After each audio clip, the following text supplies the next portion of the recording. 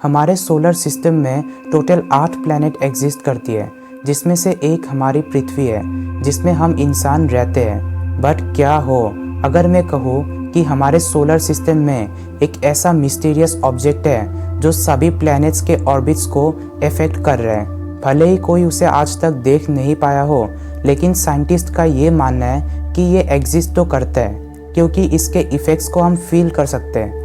और इसी mysterious object को नाम दिया गया है द प्लैनेट एक्स।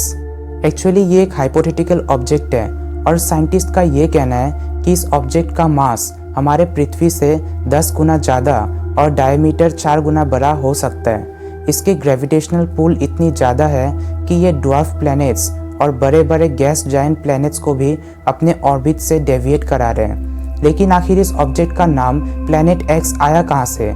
इस दुनिया में कई ऐसे एस्ट्रोनॉमर्स और रिसर्चर्स हैं जो हर समय इस यूनिवर्स के मिस्ट्री को सॉल्व करने में लगे हुए हैं। ऐसी एक इंसान का नाम था पर्सिवल लॉवेल, जो कि एक अमेरिकन मैथमेटिशियन और एस्ट्रोनॉमर थे। एक्चुअली वो एक बिजनेसमैन थे। उन्होंने अपने बिजनेस से जितने भी पैसे कमाए वो सब उन्होंने एक प्राइवेट स्पेस ऑब्जर्वेटरी बनाने में लगा दी। ऑब्जर्वेशन के दौरान एक दिन उन्होंने अचानक एक बहुत ही अजीब चीज़ नोटिस की। यूरेनस और नेपच्यून की जो ऑर्बिटल स्पीड है वो उनके द्वारा कैलकुलेट किए गए ऑर्बिटल स्पीड से थोड़ा कम है, मानो कोई दूसरा बड़ा ऑब्जेक्ट उन्हें अपनी ऑर्बिट से बाहर खींच रहा हो। अब क्योंकि उन्हें ये पता नहीं था कि वो मिस्टीरियस ऑब्जेक्ट आखिर क्या हो सकता है, इसीलिए उन्होंने इस ऑब्जेक्ट को नाम दिया प्लैनेट एक्स। उन्होंने इस मिस्टीरियस प्लैनेट को ढूंढने की बहुत कोशिश की, बट वो अपने इस मिशन में सक्सेसफुल नहीं हो पाए।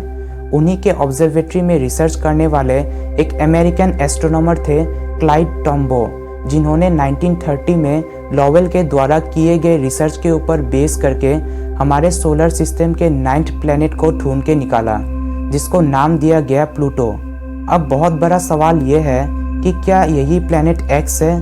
फर्दर रिसर्च में ये पता चला कि प्लूटो का मास बाकी प्लैनेट्स की कंपैरिजन में बहुत ही कम है। तो प्लूटो जैसे प्लैनेट जिसकी मास इतनी कम है, वो यूरेनस और नेपच्यून जैसे बड़े बड़े गैस जायंट प्लैनेट्स को कैसे इफेक्ट कर सकता है? तो इससे ये पता चला कि प्लूटो वो प्लैनेट नहीं हो सकता जिसको ढूंढने में सब लगे हुए थे।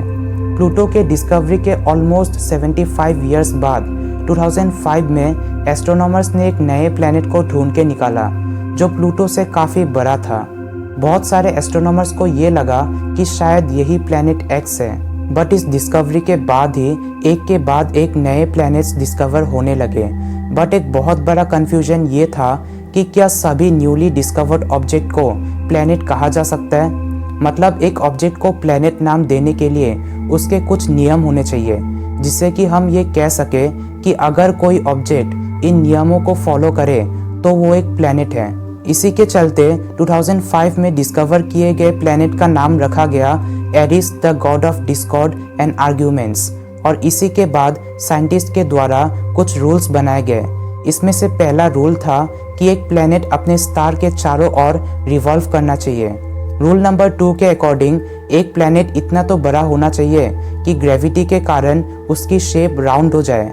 और फाइनली रूल नंबर 3 के अकॉर्डिंग एक प्लैनेट इतना तो बड़ा होना ही चाहिए कि उसकी ग्रेविटी अपने रास्ते में आने वाले सभी ऑब्जेक्ट को हटा पाए, जिससे कि वो प्लैनेट अपने ऑर्बिट में मूव करने वाले एकमात्र ऑब्जेक्ट हो। अब देखा जाए तो सोलर सिस्टम के सभी प्लैनेट्स इन रूल्स को फॉलो करती है, सिवाय प्लूटो के। प्लूटो रूल नंबर 1 और रूल नंबर 2 को तो फॉलो करता है, लेकिन रूल नंबर 3 प्लूटो जैसे प्लैनेट में अप्लाई नहीं होती। प्लूटो इतना बड़ा नहीं है कि वो अपने ऑर्बिट में आने वाले सभी ऑब्जेक्ट को हटा दे। इसीलिए इन रूल्स के अकॉर्डिंग प्लूटो अब एक प्लैनेट नहीं है, बल्कि वो एक ड्वार्फ प्लैनेट है। और प्लूटो के बाद जितने भी प्लैनेट्स डिस्कवर हुए वो सभी ड्वार्फ प्लैनेट्स हैं, जिसकी संख्या अभी की डेट में 5 है। बट वेट, इतनी सारी डिस्कवरीज के बाद भी कोई भी planet the mysterious planet x नहीं है। अब आता है इस मिशन में बहुत बड़ा टर्निंग पॉइंट। 1977 में वॉयेजर 2 स्पेसक्राफ्ट को लॉन्च किया गया, जिसने यूरेनस और नेपच्यून के ऑर्बिट्स को बहुत अच्छे से ऑब्जर्व किया। ऑब्जर्वेशन में ये पता चला कि पर्सिवल लॉवेल ने अपने कैलकुलेशन में नेपच्यून के मास को उसकी एक्चुअल मास से थोड़ा डिफरेंट एज्यूम किया था। और हो सकता है इस गलत एजम्पशन के कारण उन्होंने यूरेनस और नेपच्यून को स्ट्रेंज बिहेव करते हुए ऑब्जर्व किया होगा। इसका मतलब ये है कि जिसके ऊपर बेस करके ये मिशन स्टार्ट किया गया था वही गलत था।